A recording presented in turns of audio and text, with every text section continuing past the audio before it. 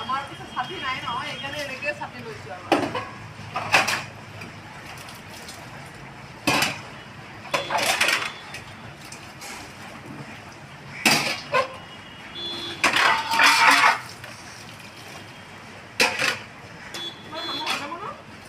নাই